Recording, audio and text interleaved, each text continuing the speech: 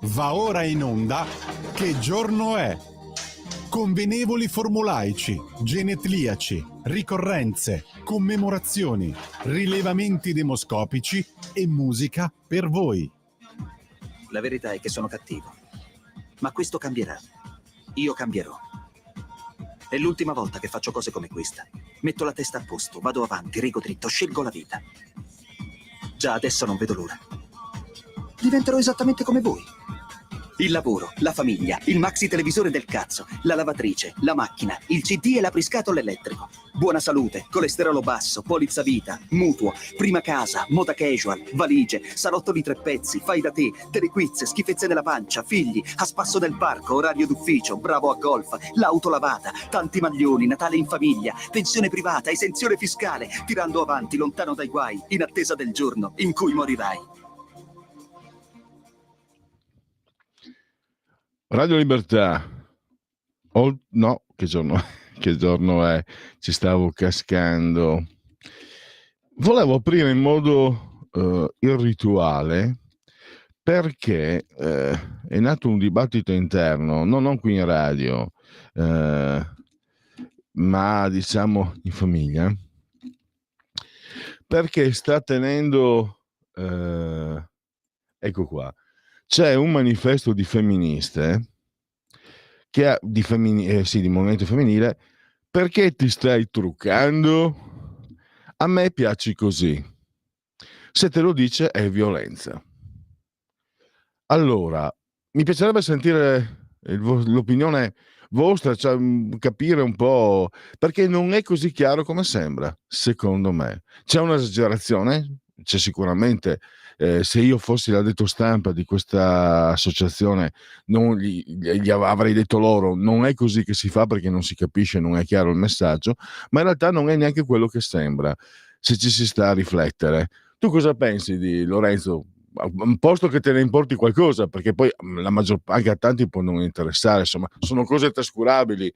De minimis non curat praetor, si diceva in latino. No, in realtà cioè, non la definirei così a occhi chiusi subito una cosa brutta da dire questa, capito? Cioè, nel senso che magari va ragionato, non lo so, però...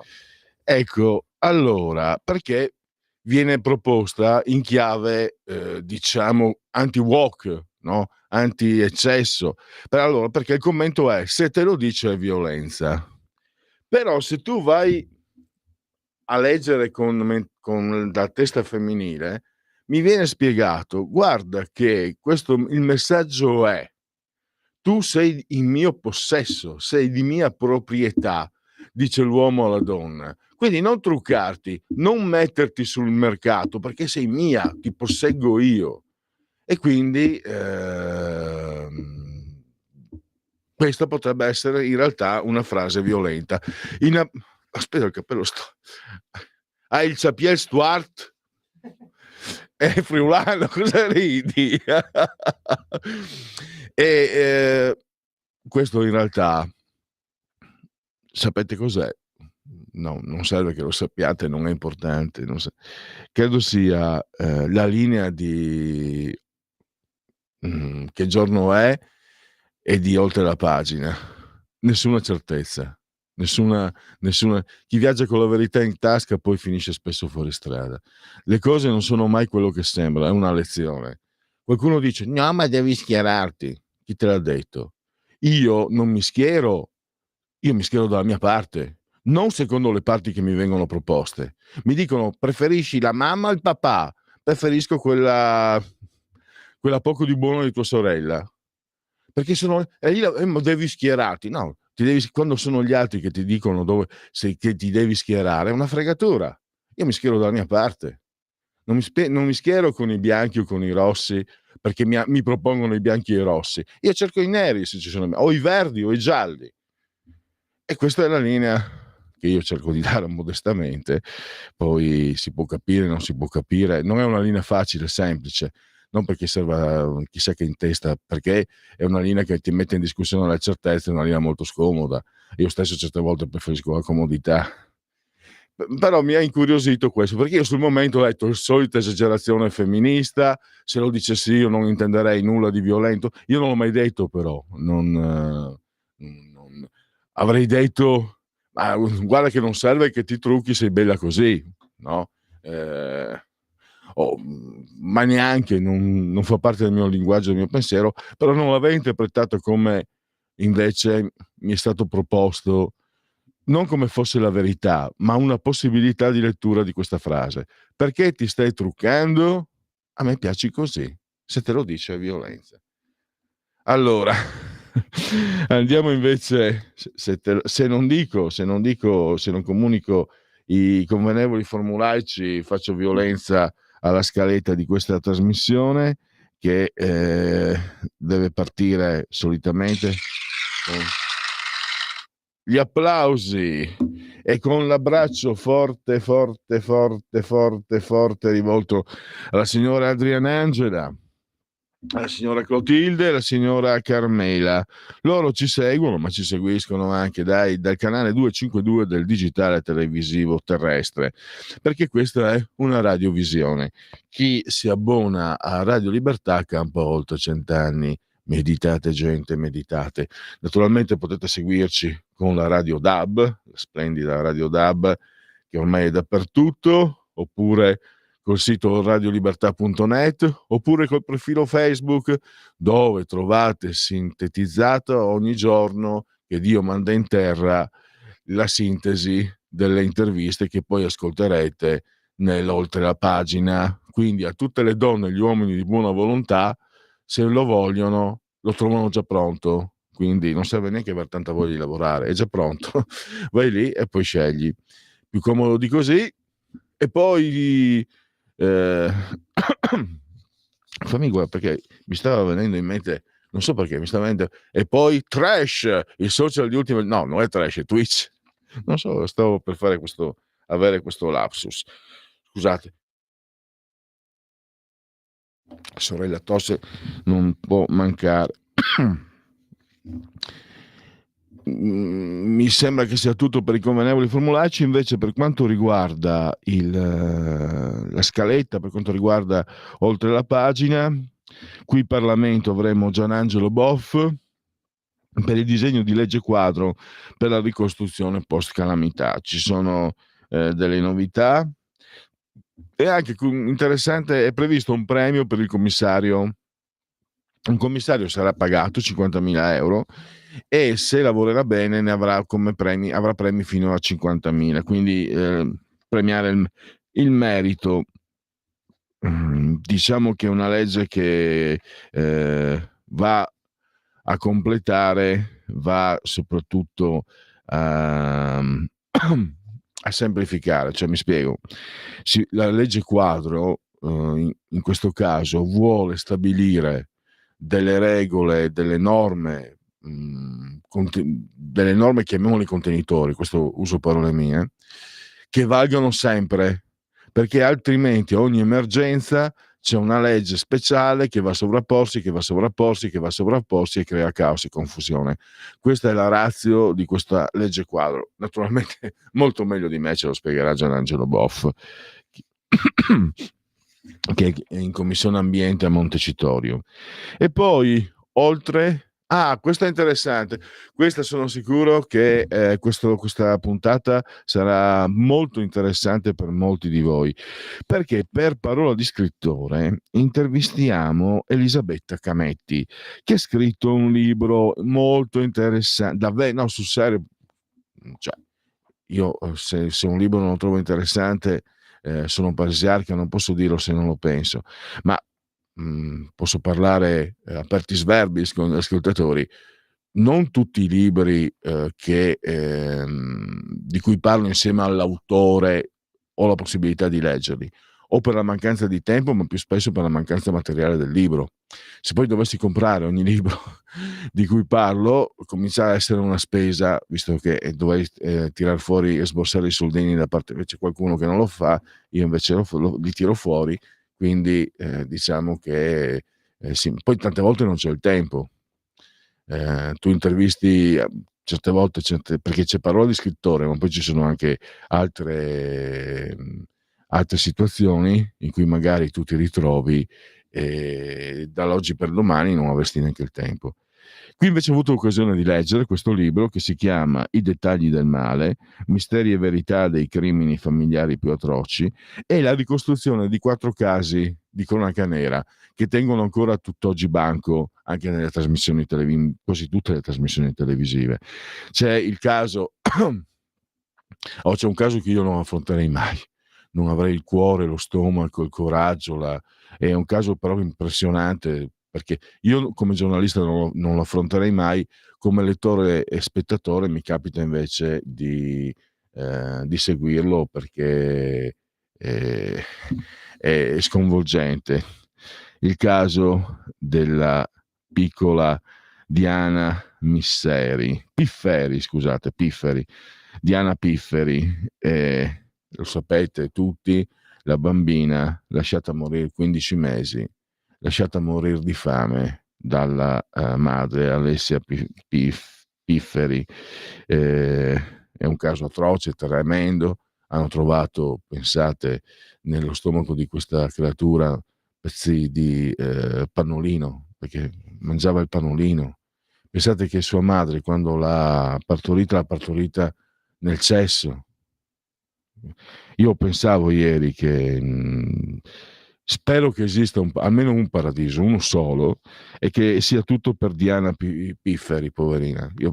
Io spero che in questo paradiso ci sia lei che gioca felice, col sole in faccia, con tutti i giocattoli che le piacciono, che abbia tutto l'amore e la protezione che le sono stati così tolti in maniera terrificante. E qui però ci sono dei dettagli anche su questo caso da ricostruire. La lessittimia di cui era affetta Alessia Pifferi, incapacità di esprimere emozioni, provare empatie. Un altro caso spaventoso, quello di Giulia Tramontano, che è stata assassinata, tra l'altro incinta. Giulia Tramontano e Tiago, il piccolo Tiago che non è mai nato, ucciso addirittura dal padre Alessandro Impagnatiello. Si sta svolgendo il processo, anche lì ci sono dettagli rivelatori. Il caso di Laura Zigliani, uccisa dalle figlie e dal fidanzato di entrambe. Bugie, errori, anche lì molti dettagli. Ed è un caso invece di questi 4, quello irrisolto, e forse anche per quello lo ritroviamo praticamente ogni settimana nelle trasmissioni televisive. Siamo a Trieste, quello di Liliana Resinovic, che è stata trovata in un bosco a Trieste. All'inizio si era ipotizzato il suicidio, poi sono sopraggiunti diversi particolari che fanno pensare diversamente. I media puntano molto l'indice sul marito, ma anche lì è difficile. Elisabetta Cametti, diciamo, non fa delle ipotesi, ma osserva i dettagli. Un orologio rosa che indossava Liliana e altri ancora. È una ricostruzione. Se siete appassionati, se vi hanno appassionato questi casi, è un'occasione per avere un riepilogo. Sono 224 pagine, 224 pagine, chiedo scusa, che fanno un riassunto esaustivo, caso per caso, molto completo, e soprattutto Elisabetta sottolinea, sono messe che in grassetto i particolari, quindi è come se ci fosse una bussola per orientarvi e focalizzare quei punti che certe volte io ho notato, scusate, ma oggi ecco, ci stava anche lo starnuto, e ho notato che non emergono magari nelle trasmissioni televisive, anche perché è più difficile in un discorsivo, poi si usa molto ormai nei dibattiti televisivi contrapporre le opinioni, eccetera eccetera. Invece in questo libro ci sono tutti i dettagli, poi così ognuno può farsi i suoi ragionamenti, le sue riflessioni. anche in qualche modo l'orrore. E tra l'altro va detto che, fatto esclusione per il caso di Liliana, sono anche tutti casi che sono avvenuti in famiglia, perché diceva Sartre: l'inferno sono gli altri, e in questo caso però gli altri sono quelli che ti dovrebbero essere più vicino. Anche questo è un dato. Ritorniamo a: se ti dice non serve che ti trucchi, perché ti stai truccando, mi piaci così, è violenza. Nulla è come sembra, nulla è mai come sembra, anche per un semplice motivo: tutto è in divenire. Non è che non è nulla come sembra, è come sembra, non indica, non significa necessariamente un mistero, semplicemente il divenire delle cose che cambia. Pantarei, diceva Eraclito, Pantarei. Andiamo anche, visto che ho parlato di parola di scrittore, Patrizia Gallini, Ardèche Comunicazione. Allora, vi invita Patrizia mercoledì a Milano alle 18:30, la libreria Il Dodo Bookseller, che è in via Vallarsa 11, la presentazione del romanzo noir I fantasmi del banchiere nero. Ci sarà a presentare la serata Antonio Bozzo con l'intervento di Roberto Schira. Noi abbiamo presentato questo libro nella trasmissione Parola di scrittore, il caso di Raul Sforza a Venezia, in trasferta, potremmo dire a Venezia, e quindi è un caso, è una serie di romanzi, ormai è un personaggio, Raul Sforza, che sta incontrando successo tra i suoi lettori, che appunto rinnovano ogni nuovo romanzo del successo. Per Ippolito Edmondo Ferrario, l'autore.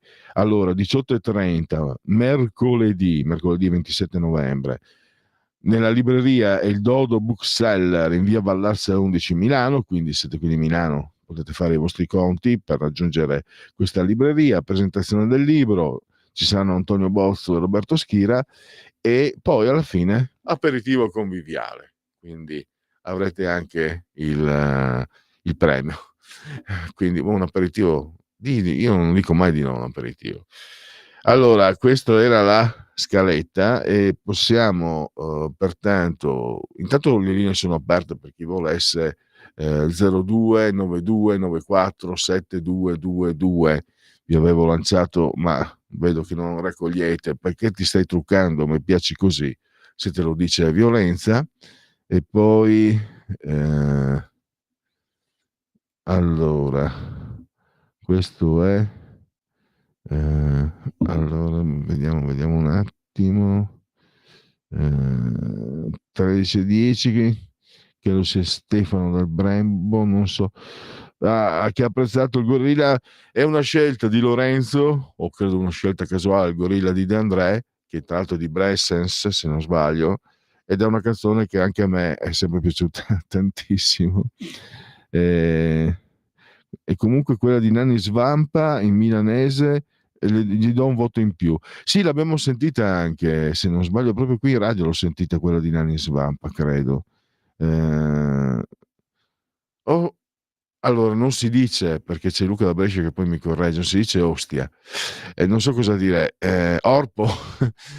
Non so se esiste lo zoo comunale a Milano. So che qui, diciamo, soprattutto nelle zone aerobiche, comunque diciamo nel circondario anche extra milanese, ci sono degli zoo safari. Lo zoo comunale credo che non ci sia, non mi risulta ci sia più, potrei sbagliarmi, ma non mi risulta. I Fix and Chain, c'è qualcuno che ancora se ne ricorda. Allora, iniziamo questa parte, questo che giorno è, con i genetriaci ricorrenze e commemorazioni. Ci saranno anche naturalmente i convenevoli formulaici, abbiamo esauditi, ci saranno i rilevamenti demoscopici e la musica per voi. La musica per voi oggi prevede preparami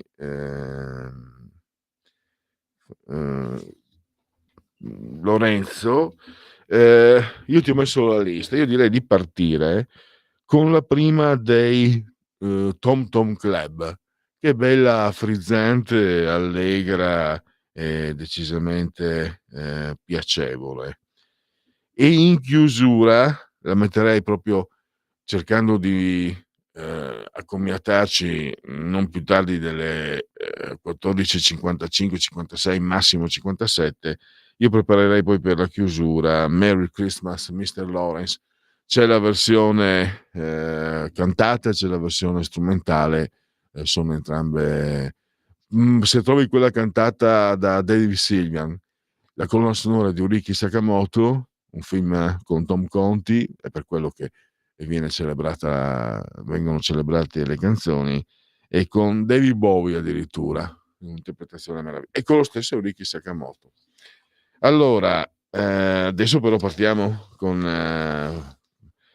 che altra musica? Beh, chiaramente, poiché è il genetriaco di Tina Weymouth, la bassista dei Talking Heads, i Tom Tom Club, e poi magari anche un Psycho Killer, potremmo anche metterlo di riserva, perché non si sa mai. 18:29. Allora, genetriaci, commemorazioni e ricorrenze del secondo giorno di Frimaio, mese del calendario repubblicano. Per tutti è un venerdì, Vinas, 22 di novembre, anno domini 2024. Un grande scrittore, André Gide, ha vinto anche il Nobel. Saggio è colui che si stupisce di tutti e di tutto. Meno intelligente è il bianco, ha detto, più stupido gli sembra il negro. Uso questo termine, ne siamo nel fine 800, si poteva. Comunque è un termine antirazzista fantastico. Più stupido il bianco, più gli sembra stupido il nero. Questa è una frase perfetta. Complimenti a André Gide, che non a caso ha vinto un Nobel. Intervallo. Stai ascoltando Radio Libertà. la tua voce libera, senza filtri né censura. La tua radio.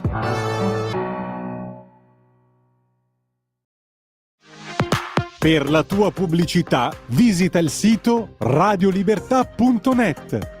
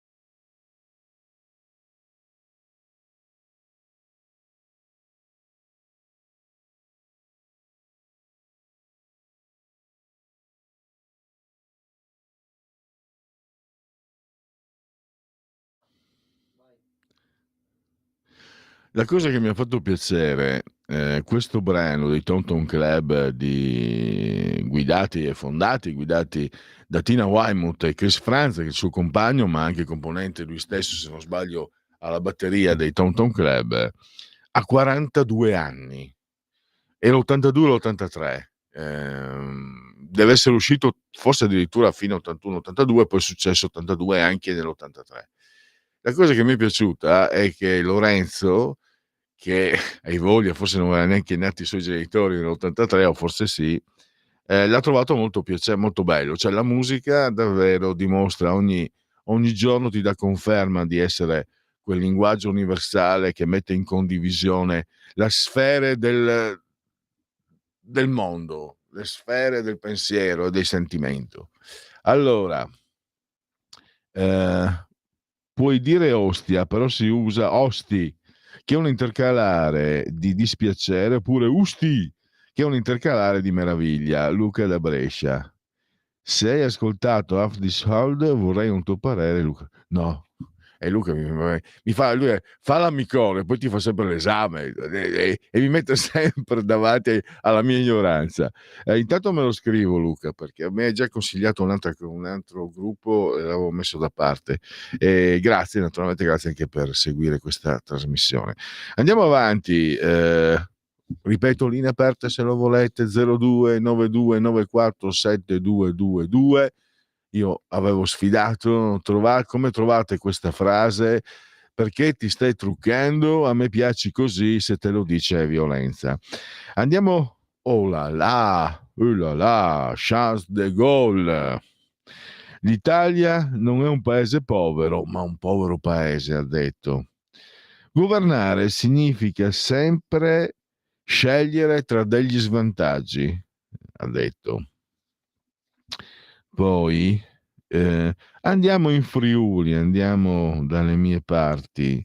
David Maria Turoldo, filosofo, teologo, prete. Potremmo dire, se dicessi prete comunista, credo che ne faremmo un ritratto incompleto, molto parziale, perché come scrittore, come pensatore aveva una forza, una capacità, un'analisi molto che era in grado di andare molto in profondità. Anche Dio è infelice. Ecco, anche Dio è infelice. È una frase che solo un friulano può pensare e secondo me solo un friulano può capire. Non so se chi non è friulano non può capire. Io lo sapete, da tempo ormai sostengo che noi friulani siamo infelici perché nasciamo con la data di scadenza incorporata. I friulani non se ne sono accorti. Io, siccome sono metà veneto, la metà veneta se n'è accorta. E certe volte vado in schizofrenia perché non so se sono veneto, sono friulano, se sono entrambe le cose, nessuna delle due, quindi anche lì in movimento. Per esempio, di fronte a questa frase, anche Dio è infelice, e niente, aver fuori il furlanat dentro di me, non c'è niente da fare. Poi andiamo a un genio, un vero genio, come Terry Gilliam, un regista che ci ha regalato film che si sono ritagliati uno spazio unico. C'è chi dice siano capolavori, altri no, ma chi li ha visti non può essere rimasto indifferente. Terry Gilliam, che è uno dei fondatori dei Monty Python, quindi non so se mi spiego. Terry Gilliam un paio d'anni fa disse basta, non ne posso più, mi dichiaro nera e lesbica. Perché diceva che non si poteva più essere, insomma, era un attacco alla woke culture, ma non perché lui sia un destrone, ma perché è sempre stato contro. I Monty Python hanno sempre lavorato per le patelle bourgeois. La gente a Hollywood non fa spettacolo ma assistenza, perché a seconda ciò che pensa piaccia al pubblico. Ecco, questa è una frase che riassume i film. Beh, c'è Brazil, che è un film disturbante, c'è l'esercito delle 12 scimmie e poi c'è un film che è poesia allo stato filmico, allo stato puro, poesia in celluloide, La leggenda del re pescatore. Quindi poi c'è Tom Conti che ha avuto la nomination, 0 Oscar, I duellanti. Noi alla fine di oltre la pagina, prima delle 15, manderemo Merry Christmas Mr. Lawrence, che faceva parte della colonna sonora di Fury. Nevio Scala che è stato giocatore, pensate, di Milan e Inter, entrambe, ed è stato allenatore invece del Parma, anche del Borussia Dortmund, con il quale vinse il Borussia Dortmund.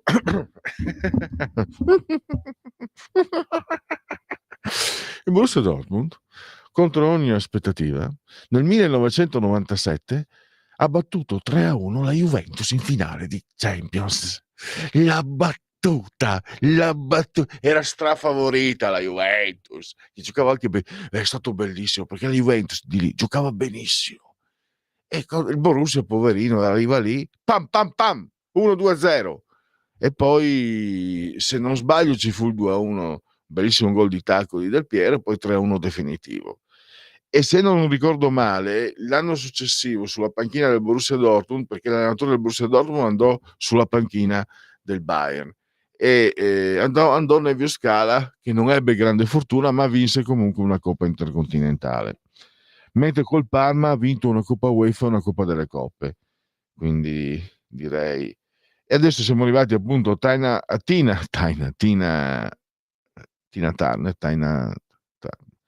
Tina Weymouth, che però oggi fa 74 anni, però complimenti, che è la mamma francese, per quello in Psycho Killer, che sei, na na na na na. Invece adesso sentiamo il secondo brano che avevo messo in lizza dei Tom Tom Club.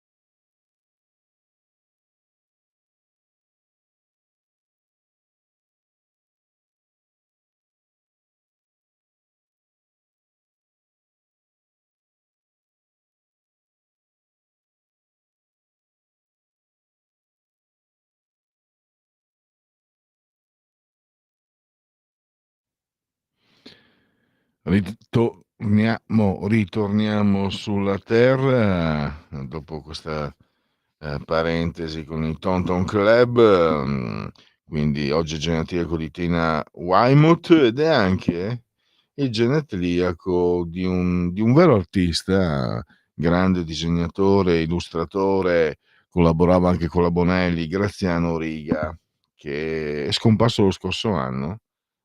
Ha un segno che si contraddistingue tra tutti. Disse: io non posso vivere con l'idea che tu te ne vada in giro con una parte di me. Inquietante. Poi abbiamo io lo trovai molto bello, La discesa di Accla a Floristella di Aurelio Grimaldi, perché sembrava a un certo punto, nei primi anni 90, fine anni 80, ci fosse una sorta di rinascimento del cinema italiano. Forse il regista di maggior anche successo, ma anche qualità fu il padovano Mazzacurati. Soprattutto mi ricordo il primo film, credo, premiato come primo film, Notte italiana, che era forse dell'87, 88, e poi Il Toro. E c'era anche, secondo me, Aurelio Grimaldi, poi c'era Ladro di bambini, poi insomma c'erano, mi ricordo, Americano Rosso, dove c'era la Ferilli bionda. No, nonostante ci fosse la Ferilli, era un bel film. Lei faceva la parte di una che non sapeva recitare, quindi funzionava. Comunque simpaticissima, anche di sinistra quel che volete, ma molto bella, molto spiritosa, molto simpatica. Venerdì, magari oggi, l'acidità la scarichiamo per entrare in un fine settimana lisci e sereni. Poi invece non andò così, poi complice forse anche la legge Veltroni, che permise il formarsi di circoli chiusi, no? Autoreferenziali, e quindi un cinema che, come tanta letteratura italiana, si dice si guarda l'ombelico, e appunto fanno un film dove si guardano l'ombelico e se lo guardano solo loro. Io non avrei nulla da dire se non fosse che usano i soldi nostri. Quello è un punto che non funziona. Abbiamo adesso invece un Jamie Lee Curtis, genetriaco, doppia figlia d'arte. Lei l'ha vinto poi. Oh, è uscito dal culo. Lei l'ha vinto l'Oscar, ha avuto una nomination, lo ha vinto di recente anche. Mentre il padre, Tony Curtis, e la mamma Janet Leigh, che era la vittima della doccia in Psycho, hanno avuto una nomination entrambi, il papà e la mamma, ma 0 Oscar. Quindi lei ha portato a casa quello che la famiglia non aveva, non era riuscita a conquistare. C'è un filo con Terry Gilliam, perché lei, con la parte restante dei Monty Python, fu protagonista di Un pesce di nome Wanda. Lei era Wanda, un pesce di nome Wanda, che credo sia stata la commedia, una delle commedie di maggior successo della storia del cinema. E lei è anche protagonista di un film che puntualmente il 24 dicembre viene mandato in onda a Rete 4, Italia 1, chi volete voi. Ed è un film che tutti quanti poi torniamo a guardare, ed è Una poltrona per due di John Landis. Tra l'altro, in un'intervista, John Landis viene, soprattutto quando fanno il Festival di Roma, viene giù in Italia e poi rilascia interviste. È molto gradito, lui è di sinistra, quindi Repubblica, La Stampa. In omaggio anche molto gradito perché ha fatto film Blues Brothers, Basta e Avanza, poi ne ha fatti anche altri, Tutto in una notte, Lupo Mannaro Americano a Londra,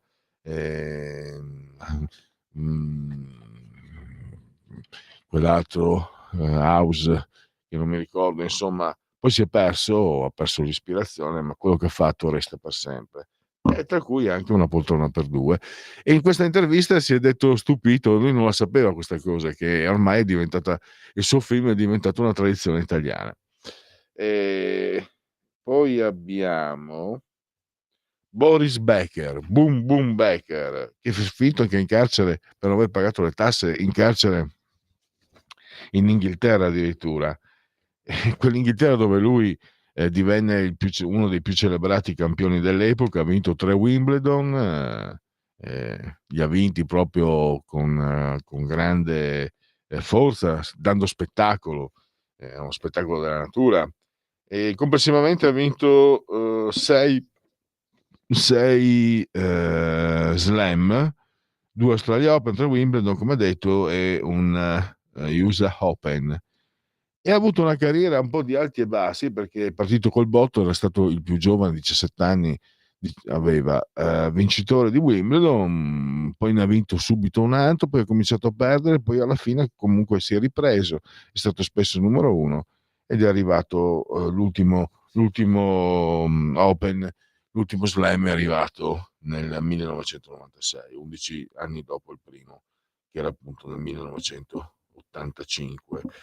Allora, 17 anni perché li doveva ancora compiere quando lui aveva vinto Wimbledon nel 1985, Wimbledon a luglio, e lui compie gli anni oggi, quindi aveva 17 anni e ottobre, novembre e 8 mesi.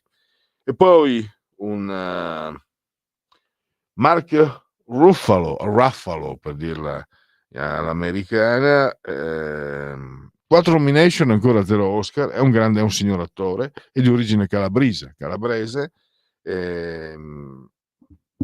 uno dei tanti film, so che ha sempre dei cameo, partecipa ai film sui supereroi, io me lo ricordo in Zodiac, un film veramente che te lo raccomando, nel senso ti raccomando di guardarlo. Zodiac è un film che ti tiene lì con ottimi interpreti, tra cui appunto Mark Ruffalo e Gyllenhaal, non so come si pronunci, e altri ancora, e lui è tra questi. Allora, prima di addentrarci nel rilevamenti demoscopici, devo aver scritto qualcosa anche dei Talking Heads. Oltre a Psycho, cosa avevo messo? Allora, facciamo così, mettiamo adesso Psycho e dopo alle 13:30 Once in a Lifetime. Tan tan tan tan tan, taratan tan tan tan.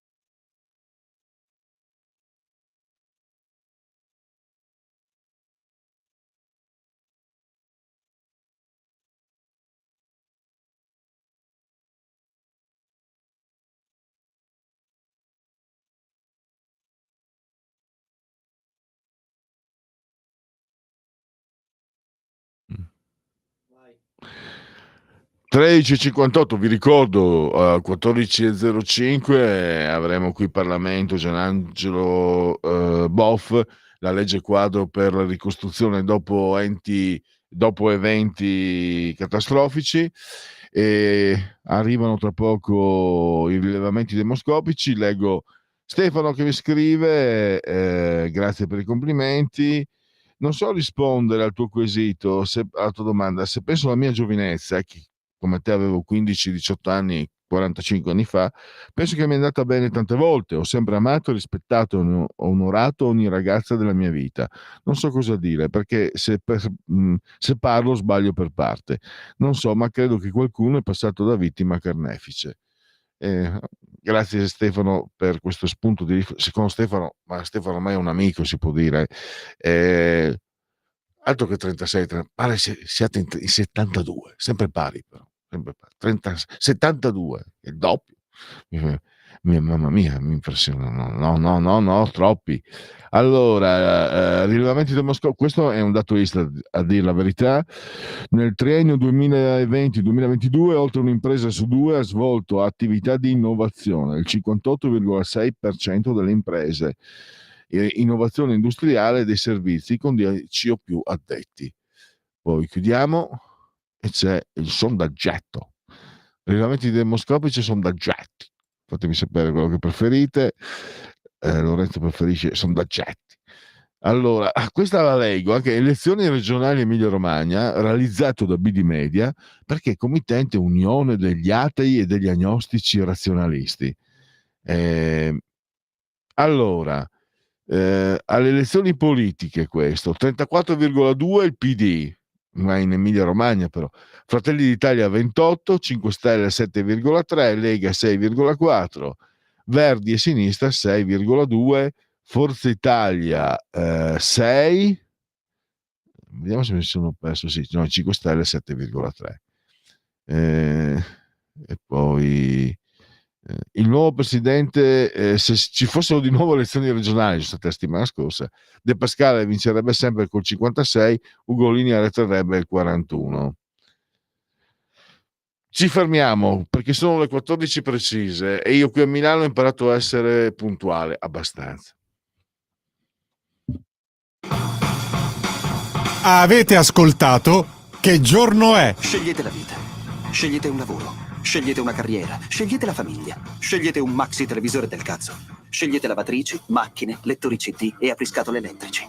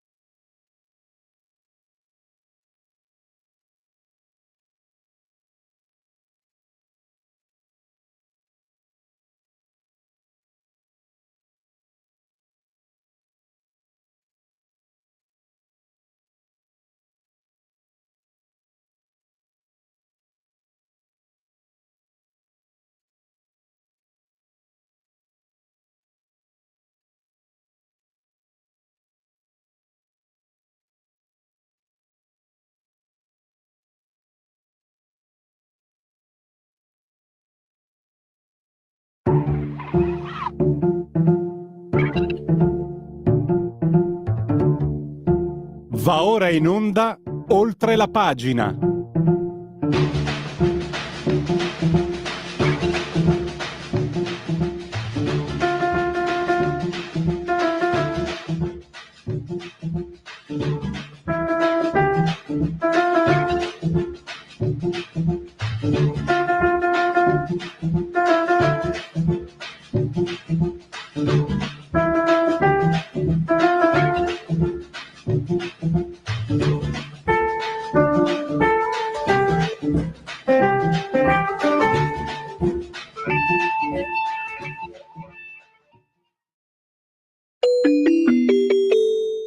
Qui Parlamento.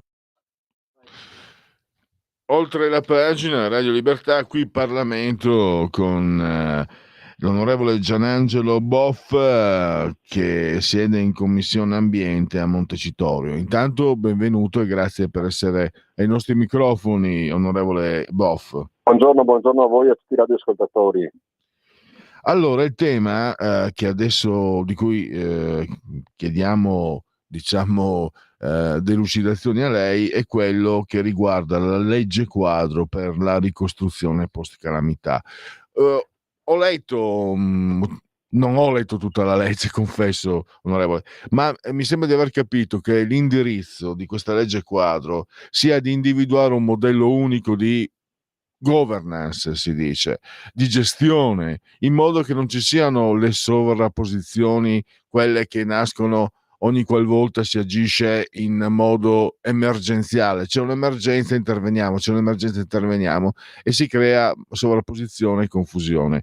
Mi sembra che quello sia stata la ratio di questa legge quadro, oltre naturalmente a voler sveltire tutto il resto. Allora, lì la parola per spiegarci cosa cambia adesso con questa nuova legge. Questo decreto post calamità prevede quella gestione di quella fase, perché la fase emergenziale abbiamo tutte diciamo quelle che sono le regole di protezione civile eccetera sulla prima emergenza.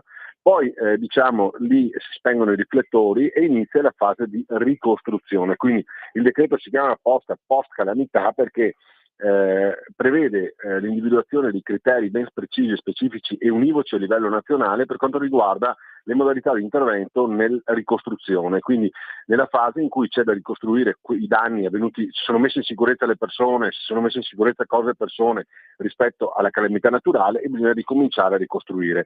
Questo decreto prevede dei criteri precisi, prevede il fatto che vengano nominati dei commissari che a volte possono coincidere anche con i governatori stessi delle regioni, ma a volte possono anche non esserlo, in quanto che se noi abbiamo diverse regioni, diversi territori coinvolti, è chiaro che bisogna trovare poi una figura che sia anche in media rispetto ai territori coinvolti dal sisma o dall'alluvione o dalla calamità che in quel momento ha colpito quei luoghi. Da lì in avanti viene nominato un commissario, una cabina di regia che coinvolge anche i territori interessati e che avvia delle procedure specifiche proprio per andare a fare quegli interventi. Vi è un monitoraggio continuo, anche grazie alla collaborazione poi di Casa Italia, dove si costituisce un'ulteriore cabina di regia fra i vari commissari nominati nelle varie situazioni e Casa Italia, proprio anche per capire quelle che sono state i criteri adottati, le best practice e che le buone pratiche poi vengano messe a fattor comune anche di altri commissari che stanno gestendo di altre emergenze e quindi ci sia una più rapida ed efficace gestione dei fondi che lo Stato stanzia anche proprio per la ricostruzione. Ci deve essere anche un monitoraggio, quel monitoraggio deve vedere chiaramente lo stato di avanzamento dei lavori, quindi devono esserci procedure di avanzamento dei lavori monitorate e stabilite precisamente, e nel caso in cui ad esempio non si rispettino quelli che sono i tempi e le modalità di intervento, c'è logicamente anche una fase di verifica e di controllo su dove ci siano dei blocchi. Introduciamo anche tantissime semplificazioni all'interno di questo decreto, ad esempio lo smaltimento di tutti i materiali che si accumulano durante una calamità naturale, un'alluvione, possono essere smaltiti non più come rifiuti speciali, ma come materiale, diciamo, che può essere riutilizzato in loco, Oppure, ad esempio, in caso di terremoti arriviamo anche al punto di dire che, ad esempio, pietrame, che potrebbe essere ancora utile magari per qualche impiego, eccetera, può essere addirittura messo in vendita, venduto, e il ricavato utilizzato poi per la fase di ricostruzione. Quindi una velocizzazione anche, ad esempio, nella gestione dei veri e propri rifiuti. Nel caso di un'alluvione, tutti quei rifiuti che escono dalle case prendono una procedura completamente semplificata rispetto a quella della gestione del normale rifiuto urbano, e questo ovviamente abbatte notevolmente sia i costi, non si tratta più di rifiuto speciale, abbatte i costi, abbatte anche i tempi nei quali si riesce a intervenire in questi casi, perché molte volte proprio il post calamità, la fase di ricostruzione è quella che poi è più lunga. Ricordo anche che adottare dei procedimenti standard a livello nazionale è importante anche a tutela delle popolazioni, perché noi abbiamo l'esempio del terremoto del Friuli, dove nel giro di qualche anno la gente è rientrata nelle case e poteva avere ancora un tetto sopra la testa, e ad esempio il terremoto dell'Irpinia, che ha fatto la storia italiana per 50 anni con la gente delle baracche. Siccome vengo da là, mi ricordo, ero ragazzino, il motto era Fasendi Bessoi, facciamo da soli, e mi ricordo che la DC democristiana del Friuli, che era comunque molto forte in Friuli, ma aveva anche il suo potere, disse alla DC che governava il paese: state lontani, dateci gli aiuti necessari per ricostruire, poi noi ci arrangiamo. È un po', era una democrazia cristiana, ma era proto-leghista, mi viene da pensare. Federalista autonomista. Sì. Difatti proprio in aula le sinistre ci hanno attaccato dicendo che l'autonomia poteva essere un danno per la gestione delle calamità naturali, eccetera, prendendo ad esempio quello che era successo in quei giorni a Valenza. Cioè hanno fatto un sciacallaggio politico su quanto accaduto a Valencia, e io ho ricordato proprio in aula che i cittadini di Valencia non si lamentavano della gestione locale dell'emergenza. Ricordo che lì a Valencia c'era un comparto dell'esercito che sicuramente non può essere azionato dalla regione, ma viene azionato dallo Stato, e i cittadini, quando c'è stato Sanchez e il re in visita a Valencia, hanno saputo bene chi ringraziare, e l'accoglienza riservata al premier e al re sicuramente rappresentava in maniera plastica con chi ce l'avevano. Voglio ricordare anche fatti accaduti in Italia. Ricordo che ad esempio lo statalismo, il voler imporsi dello Stato sui territori, noi l'abbiamo visto a Longarone, quando con la diga del Vajont, nonostante pareri, opinioni, esperti locali dicessero che lì era pericoloso, che c'erano dei rischi, eccetera, lo Stato volle imporsi sulle autonomie locali, sui territori, e vediamo il disastro che è successo. Cioè è scomparso un intero paese, scomparse generazioni intere di un paese, raso al suolo un paese, solo semplicemente perché lo Stato non ha ascoltato i territori. Quindi ancor più importante proprio nella fase di calamità e post ricostruzione è che siano messe a disposizione le risorse necessarie ai territori, ma che i territori che conoscono quei luoghi, che conoscono le popolazioni, eccetera, possano autonomamente gestirsi l'emergenza. È molto più facile da gestire che non con lo statalismo e aspettare gli ordini che arrivino da Roma. Proprio mi permetto, non vuole essere un momento biografico, però è proprio questo, no? Lei ha detto bene, e mi ha fatto piacere anche che abbia ricordato come sono comportati i PD, perché è vero che siamo stati favoriti perché il Friuli era una regione autonoma. Comunque tranquillo, Gianangelo Boffi, sono mezzo friulano, sono anche mezzo veneto, sono un meticcio, quindi non ha a che fare con un furlago e basta. Io mi ricordo questo perché ero ragazzino, quindi le cose le ho anche potute vedere. Non ci furono sprechi, non ci furono inchieste, qualcosa sarà successo, ma andò tutto per filo e per segno, perché c'erano i cittadini che osservavano. Quindi se non vedevano che le cose venivano fatte, il cittadino magari votava per altri, faccio per dire. Quindi c'era un controllo, che è il principio dell'autonomia, non lo dico a lei, lo dico a chi ci ascolta che magari non sia della Lega. Questo è il principio dell'autonomia, poi possiamo metterci d'accordo su come attuarla, ma il principio dell'autonomia, del federalismo è quello: il cittadino, trasparenza, il cittadino che vede cosa stanno facendo quelli che governano, quelli che gestiscono la cosa pubblica. Poi un altro tema importante, se mi consente, che voglio sottolineare, Prego. è quello sulla folle ideologia green, perché noi abbiamo visto ad esempio l'esperienza in Veneto, dove lo Stato ha stanziato i soldi e a seguito anche delle calamità abbiamo fatto le casse di espansione, abbiamo fatto i bacini di laminazione per i fiumi, abbiamo non so quante volte salvato Vicenza e altre città venete negli ultimi 10 anni, proprio perché la regione Veneto si è attivata nel fare questi bacini, queste casse di espansione, eccetera.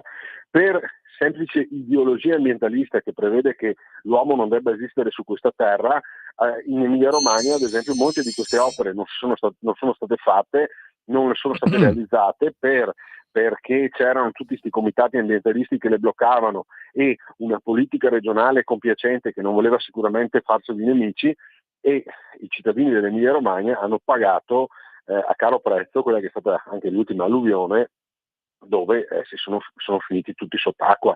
E quindi anche qui l'importanza che sì, noi dobbiamo rispettare l'ambiente, dobbiamo rispettare le specie, ma tra le specie e tra chi vive l'ambiente c'è anche l'uomo, c'è anche l'antropizzazione. I nostri fiumi non vanno rinaturalizzati abbattendo le sponde e riconsegnando pianure intere a acquitrini, paludi, zanzare e malaria, ma dobbiamo mettere in sesto gli argini, andare a tagliare gli alberi dentro i fiumi che poi non devono rimanere sui ponti quando arriva la piena del fiume. Dobbiamo fare quelle manutenzioni necessarie che da secoli si fanno sui nostri territori, che servono sia a preservare la natura ma anche e soprattutto a preservare l'incolumità delle persone, delle attività produttive, delle agricole dei nostri territori. E tornando a questa legge quadro, c'è anche la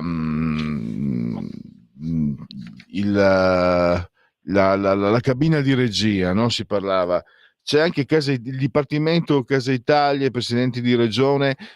Mi sembra, però non vorrei sbagliare, che comunque si sia guardato anche abbiamo parlato del Friuli, lei ha ricordato impressionanti le immagini di Vicenza alcuni anni fa, ed è molto positivo vedere come è stata risolta, come è migliorata la situazione.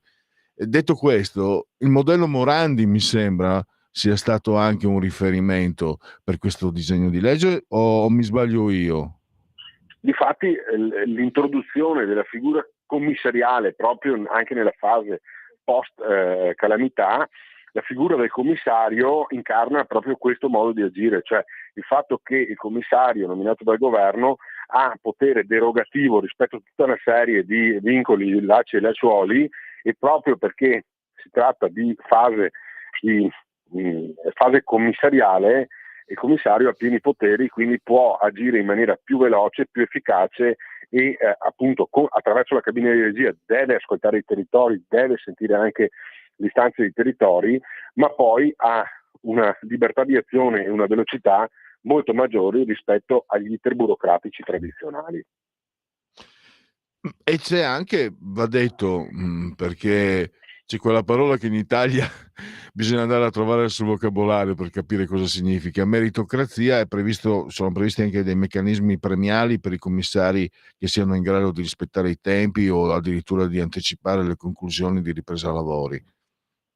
Sì, cioè è prevista sia gli stanziamenti per quanto riguarda gli interventi di ricostruzione, ma con limiti e modi previsti, è prevista anche la parte relativa alla struttura commissariale, che logicamente dovrà rendicontare anche con controllo dell'ANAC, eccetera, quindi che tutto sia in regola, ma è giusto che chi deve intervenire in una situazione di emergenza lo faccia nel miglior modo, possa avvalersi delle migliori professionalità per poter anche essere veloce, efficace e dare una risposta a quei cittadini che in quel momento stanno soffrendo. Benissimo, allora onorevole Boff, io la ringrazio davvero, spero di sentirci presto nuovamente per aggiornare i nostri ascoltatori sulle iniziative parlamentari della Lega e del governo. Grazie ancora. Grazie ancora, grazie a voi, grazie ai radioascoltatori e viva la libertà, diremo, no? Sì. Sì, e Radio Libertà mi sembra che più che sia il luogo giusto per dire, poi in Lega la parola libertà è sempre stata una parola sacra. Grazie. Sì. Grazie mille a voi e arrivederci. Qui Parlamento.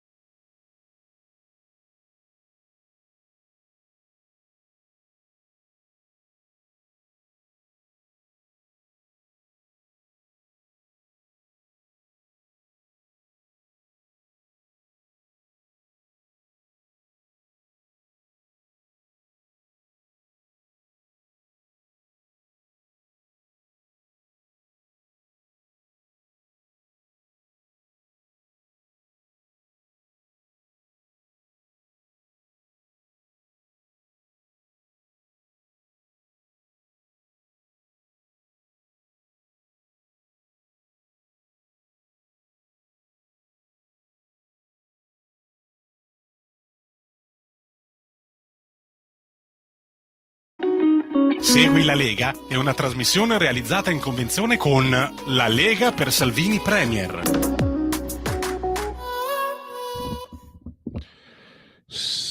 Qui bisogna allungare il microfono perché qui voi normolinei, normali, medi, io ho la trippa, hai capito? e quindi la trippa mi tiene lontano dal bordo del tavolo e quindi mi impedisce di arrivare in modo acconcio al microfono. Qui bisogna anche avere considerazione per i diversamente magri, perché se no qua comanda la magritudine. Allora Segui la Lega prima che la Lega seguisca te alla Pellegrina, ammesso anche dalla sintassi, forse, o prima che la Lega segua te alla Marciana. Sono sul sito legaonline.it, scritto legaonline.it. Tante cose si possono fare da questo sito. Intanto partiamo dalla firma. Fai sentire la tua voce, firma anche tu. Difendere i confini non è un reato. Hashtag io sto con Salvini. Chiaramente stiamo parlando del processo Open Arms, richiesti 6 anni di carcere per Matteo Salvini. Mi dichiaro colpevole di aver difeso l'Italia. E leggi l'Instant Book. Potete farlo appunto direttamente da questo sito, che si raggiunge anche con i cellulari, con i telefonini. È facilissimo. Dimenticavo prima che potete seguire Radio Libertà anche con l'applicazione dedicata iOS e Android. Potete seguirci veramente ovunque. Poi ci stiamo appropinquando al weekend e quindi il calendario delle feste è sempre un piacere. Quindi cibo e compagnia, politica, chiacchiere, musica e un pochino per scaricare le tensioni di un'esistenza sempre più difficile e complicata. Poi c'è naturalmente la possibilità di iscrivervi. Molto facile, molto semplice, si versano 10 euro, lo si può fare anche tramite PayPal, che poi io lo sapevo, poi me lo sono ricordato. PayPal, l'ha inventata proprio lui, Elon Musk, e ci ha fatto la grana che metà basta. Poi naturalmente versati questi 10 euro indicate anzi vi verrà richiesto il codice fiscale, gli altri dati, e alla fine vi verrà recapitata la magione per via postale, ma se di mezzo ci sono poste italiane, io raccomando ampi, profondi, calorosi, insinuanti gesti apotropaci alle femminucce, ai maschietti, a tutti i sessi previsti e anche a quelli non previsti, perché io sono molto inclusivo. La tessera Lega, Salvini Premier. Il momento di autodeterminazione civica. Il 2 per 1000 per la Lega sono soldi nostri, lo Stato se li tiene, ma diciamo così c'è una situazione spiacevole perché sono soldi persi. Almeno cosa facciamo? Ripariamo i danni e diciamo allo Stato, c'è questa possibilità di dire allo Stato dove spendere questi soldi. Questo è un redazionale della Lega, quindi noi con lietezza del cuore vi indichiamo la Lega, il D43, il tuo sostegno vale il 2 per 1000, è una scelta libera a difesa dell'Italia in Europa. Scrivi nella tua dichiarazione dei redditi D43, non ti costa nulla, D43, il D di Domodossola. Il 4 come la pizza 4 stagioni che potete mangiare questa sera con gli amici o a casa con i propri familiari o anche da soli. La pizza si mangia anche benissimo da solo. E 3 invece è il numero perfetto. Poi andiamo agli appuntamenti, alle uscite, alle apparizioni radio-televisive di loro, gli eroi della Lega, vale a dire i politici. Abbiamo dunque, questo è già passato, questi sono già passati. Venerdì, ecco, questa sera alle ore 21 il responsabile economico della Lega, l'onorevole Alberto Bagnai, alle 21 a Cusano Italia TV. Poi domani 6:30 del mattino, e lì è un'ora improba, è l'ora in cui le brave persone tornano a casa, altro che è l'ora dell'ultima sigaretta e l'ultimo whisky prima di andare a letto.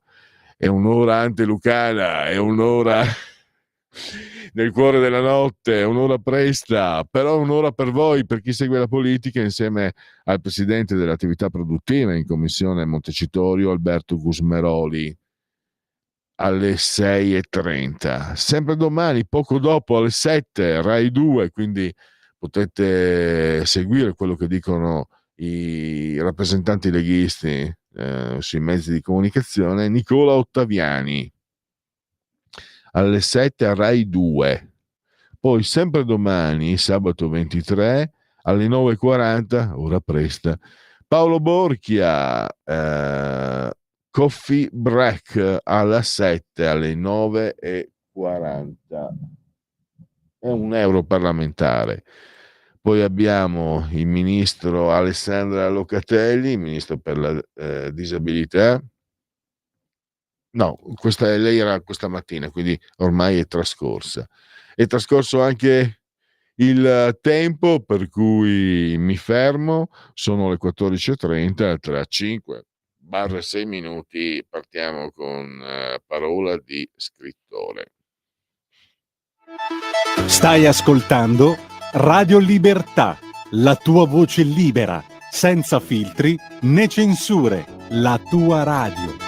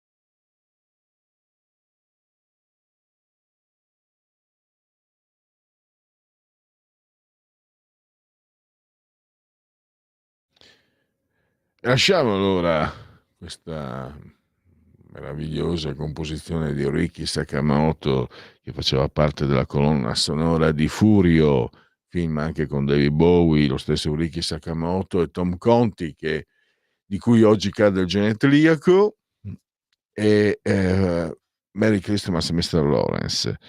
E entriamo nella rubrica Parola di scrittore, lo sapete, rubrica che si avvale dell'imprescindibile collaborazione di Patrizia Gallini di Ardèche Comunicazione. Chi ha il libro nel cassetto può contattare Patrizia, che si mette a vostra disposizione, può spedire il proprio manoscritto in forma cartacea ad Ardèche Comunicazione, scritto Ardèche Comunicazione, via Andrea Verga 4 20 144 Milano, oppure per email, se l'avete in PDF, di solito si usa quel formato lì, press 2, scritto press come si pronuncia 2 di numero, chiocciola Ardèche Comunicazione, Ardèche Comunicazione tutto attaccato.com. Vi ricordavo anche prima che potrete anche conoscere Patrizia, se già non lo sapete, mercoledì 27 novembre alle ore 18:30 alla libreria El Dodo Bookseller per la presentazione di un romanzo noir, I fantasmi del banchiere nero di Ippolito del Mondo Ferrario, presenti Antonio Bozzo, Roberta Schira.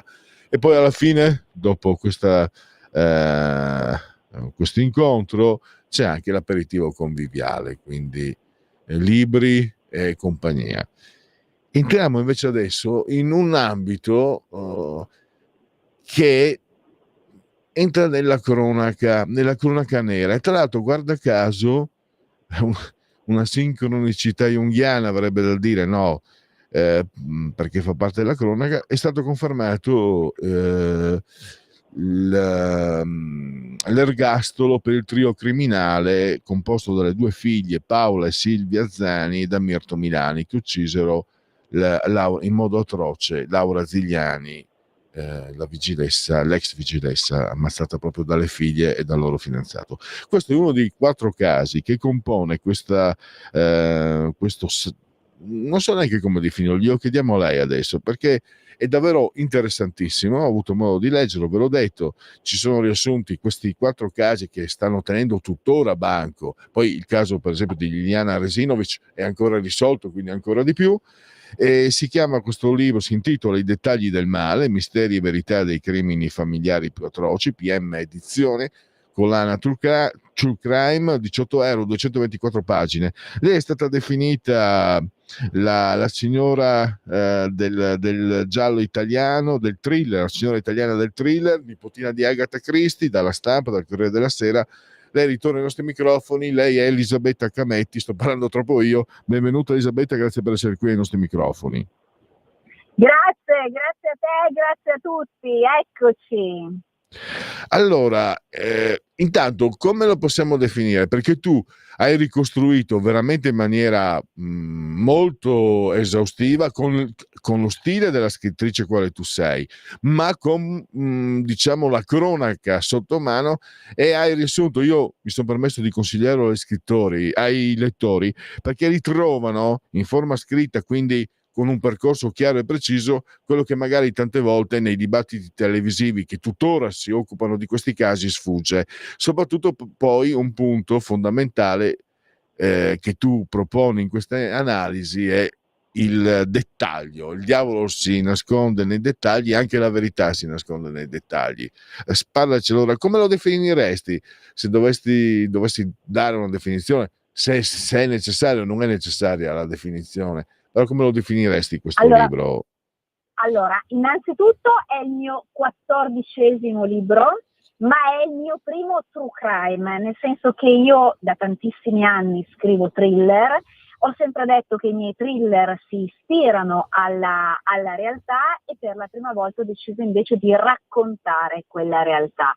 E quindi ho scelto i 4 casi di cronaca che mi hanno toccato di più. Mi hanno toccato di più perché sono avvenuti in famiglia, perché è proprio in famiglia che si esprimono i sentimenti più profondi, amore, gioia, serenità, ma in me anche frustrazione, senso di inadeguatezza e odio. e è in famiglia che avvengono proprio per questo motivo i crimini più efferrati.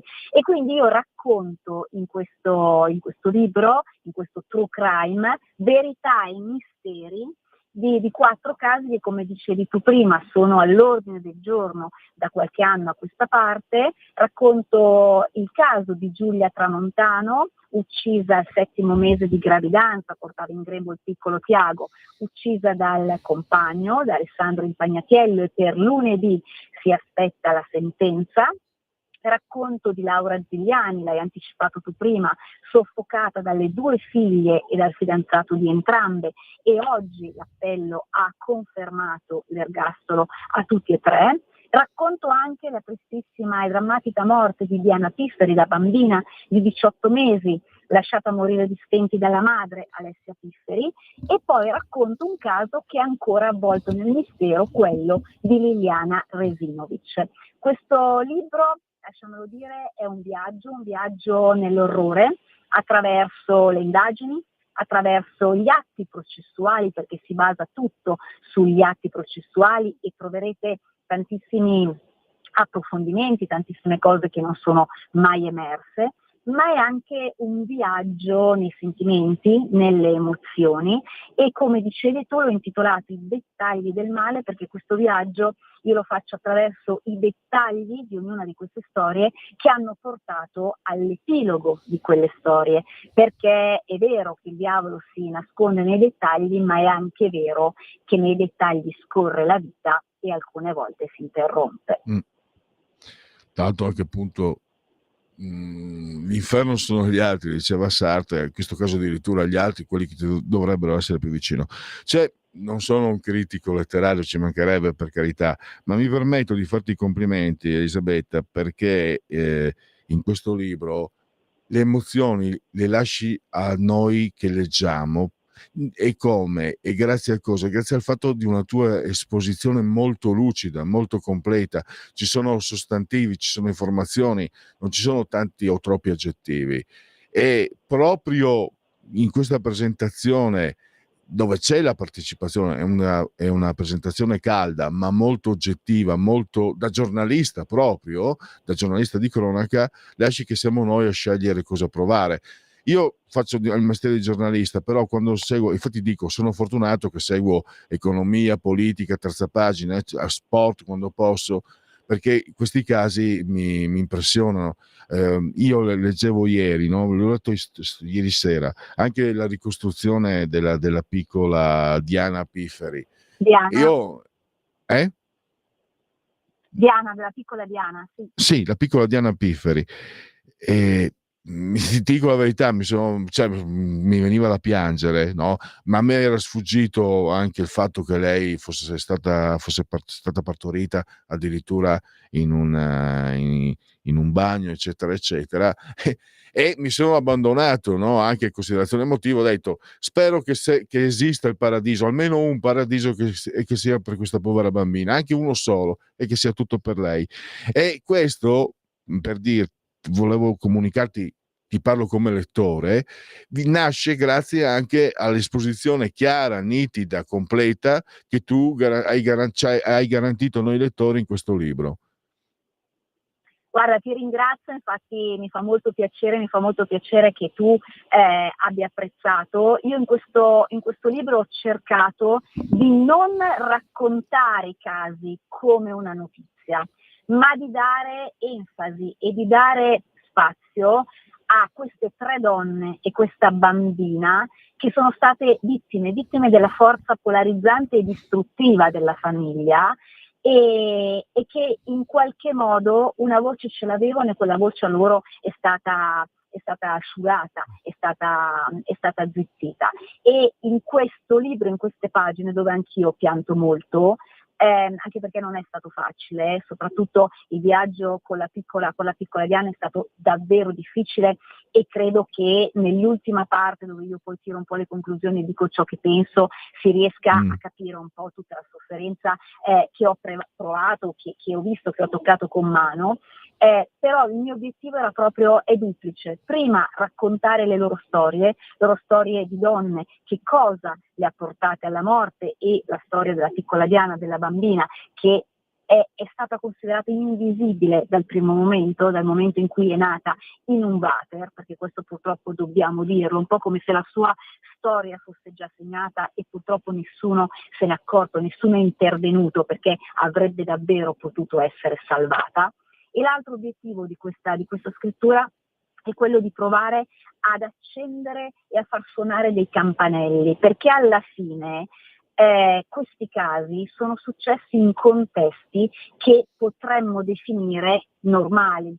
Sono successi in contesti che potrebbero essere quelli di nostri amici, del nostro vicino di casa, di nostra sorella, nostro fratello, di casa nostra, e nessuno se n'è accorto, ma i campanelli di allarme c'erano, ma sono stati sottovalutati, non sono stati ascoltati, e io spero con queste pagine di far sì che il lettore magari si faccia più domande sulla propria vita, sulla vita delle persone che ha intorno, perché alcune volte essere più consapevoli può salvare la vita a noi o alle persone che abbiamo accanto. Infatti, Elisabetta, io mi sono permesso, no, di dire, quando ho presentato la trasmissione, poi l'ho detto anche durante questa intervista, lo ribadisco, perché mi permetto di consigliare questo libro. Allora, questi sono casi che tutti quanti, io non sono abituato a seguire quelle trasmissioni televisive, ma quando vedo questi casi mi soffermo, perché sono casi che colpiscono moltissimo. E ho fatto questa comparazione, che nel tuo libro troviamo i dettagli come li definisci tu, ma tanti aspetti che in una trasmissione televisiva non ritroviamo, perché spesso c'è anche questo brutto vizio della contrapposizione colpevolisti innocentisti. Tu fai una ricostruzione, ho detto molto partecipata, metti tutti i dati che ci sono, perché ti sei preparato sui dati processuali, ti sei preparata come una giornalista, hai steso questo libro come una scrittrice, un romanziere quale tu sei, e poi hai fornito, secondo me, anche il fatto stesso che sia una pagina scritta, che noi ci confrontiamo con la pagina scritta e non con la trasmissione televisiva o con la pagina di giornale, ci dà la possibilità di riflettere, e poi grazie alla tua ricostruzione abbiamo la possibilità di confrontarci con questi casi che ci hanno colpiti, che ci sono entrati in casa, abbiamo la possibilità di confrontarci. Come ripeto, se noi guardiamo le trasmissioni televisive non ritroviamo quello che ritroviamo nei dettagli del male. Questo te lo dico. E poi devo dire anche, hai ricordato le ultime pagine, io ho visto questo, una grande onestà intellettuale, perché a me è sembrato che tu in quel caso lì trasmettessi anche quello che un po' tutti abbiamo, smarrimento, anche se trai con lucidità delle conclusioni, delle analisi, però si capisce, almeno mi è sembrato intuire anche uno smarrimento molto umano, perché un fatto del genere, io te l'ho detto, mi colpisce moltissimo, tantissimo, cioè, ma proprio Ma è così. Prego. Infatti quello che io ho cercato di fare è praticamente la ricostruzione, la dinamica, la storia, il caso. Ho cercato di essere il più neutrale e imparziale possibile, quindi mi sono attenuta agli atti, mi sono attenuta alle fonti investigative, a tutto il materiale, chiamiamolo ufficiale. Poi però è chiaro che quando affondi la mente in questi casi, in queste storie, in questi viaggi dell'orrore, non puoi uscirne indenne. Sono delle cose che davvero ti entrano sotto la pelle e che credo rimarranno con me per sempre. E ho cercato di esprimere la mia parte, quella più emotiva, alla fine di ogni capitolo, perché il libro è strutturato in 4 capitoli, ognuno dedicato a una vittima, e la parte finale di ogni capitolo io l'ho scritta in corsivo, proprio per differenziarla dalle pagine precedenti, e in quella parte scritta in corsivo esprimo il pensiero, quello più emotivo, quello più di pancia, se vogliamo, che non è il pensiero dell'esperta di cronaca nera e di atti, eccetera, ma è il pensiero di Elisabetta, il pensiero di una donna che ha vissuto queste storie, che le ha toccate con mano, che ha pianto e che cerca di esprimere il suo sentimento, quello più profondo, e di trasferirlo al lettore. Quindi questo è un po' il mood, è un po' il percorso che io ho fatto con le pagine di questo libro. 4 casi, 3 oggi abbiamo visto Guzigliani è già arrivata la sentenza. Hai ricordato prima Impagnatiello lunedì, dovrebbe esserci, e stesso per Alessia Pifferi. Come arrivi alla scelta invece del caso irrisolto di Liliana Resinovic? Anche se forse non ci crede più Guarda, nessuno, potrebbe essere un suicidio tutto sommato, anche se non ci crede più nessuno. no, non è un suicidio e ho voluto scriverlo proprio per questo, perché io sono fermamente convinta dal primo giorno che non si possa trattare di suicidio, che non si sia trattato di suicidio. È un caso che io seguo dall'esordio, dall'inizio, da quando lei era ancora una donna scomparsa, prima che venisse ritrovata in quel boschetto all'interno di sacchi dell'immondizia con un cordino al collo lasso. Io sono assolutamente convinta che lei non si sia suicidata, ma che sia vittima di un omicidio, e ho scelto questo caso proprio perché la storia sua, la storia di Liliana, ci racconta di una donna piena di vita, di una donna che amava i colori, che amava i viaggi, che amava gli accessori, che amava fotografare, che amava la vita e che aveva un progetto di vita imminente, motivo per cui probabilmente qualcuno ha deciso di toglierle la vita.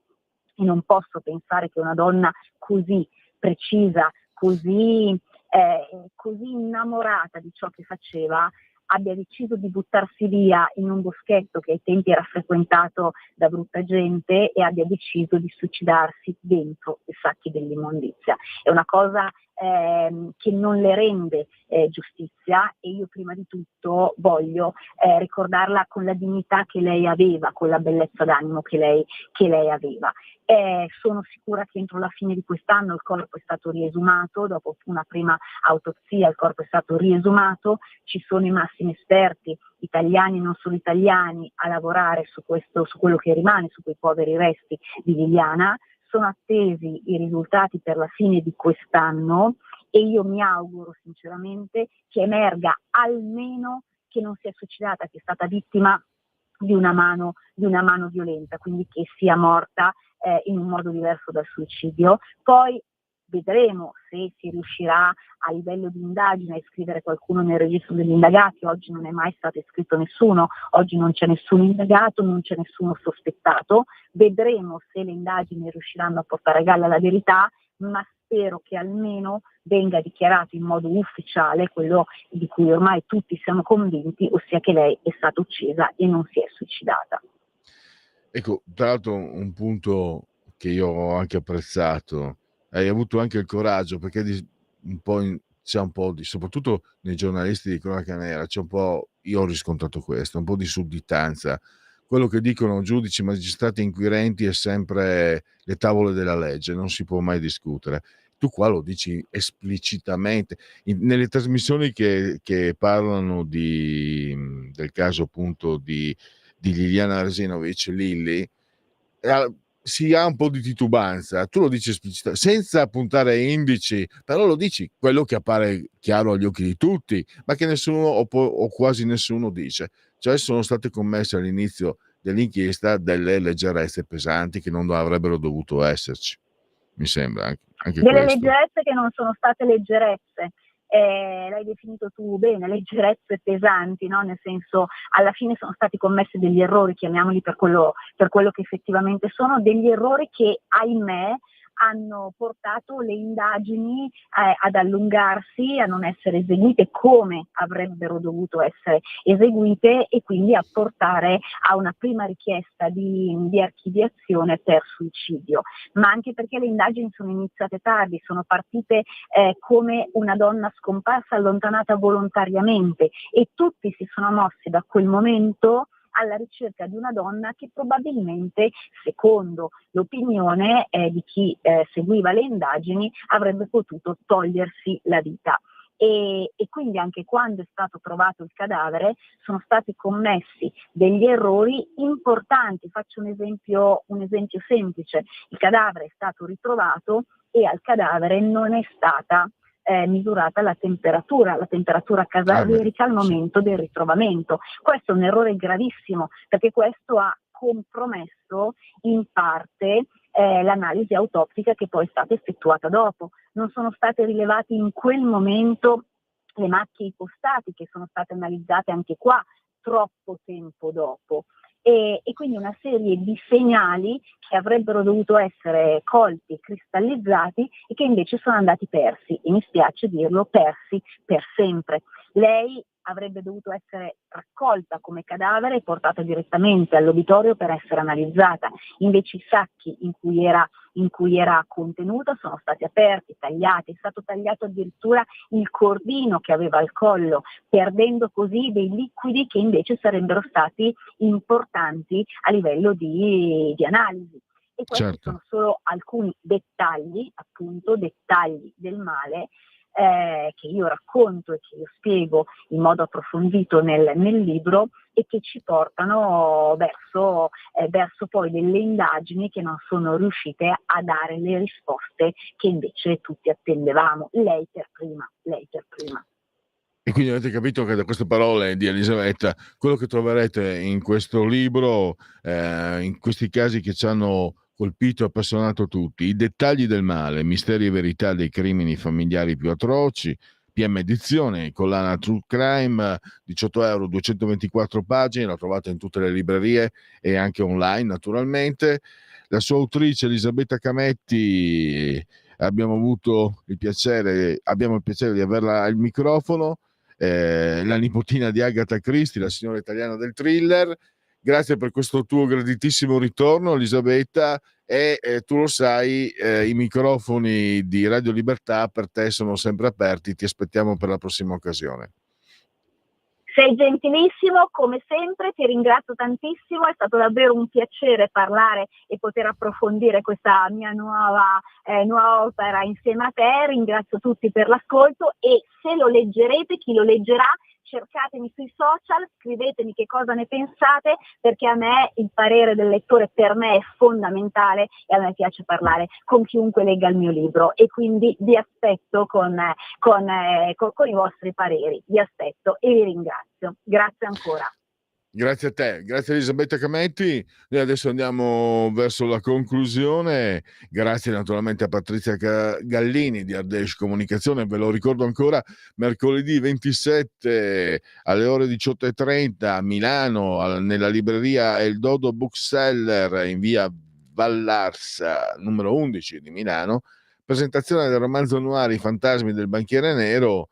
Parteciperanno Antonio Bozzo, Roberta Schira, potete conoscere anche Patrizia Gallini, e poi alla fine ci sarà un aperitivo conviviale. Grazie ancora a Patrizia naturalmente. E adesso chiudiamo ringraziando Lorenzo il Magnifico sulla tolla di comando in regia tecnica, e naturalmente ringraziando tutti voi per aver scelto anche oggi Radio Libertà. Miau.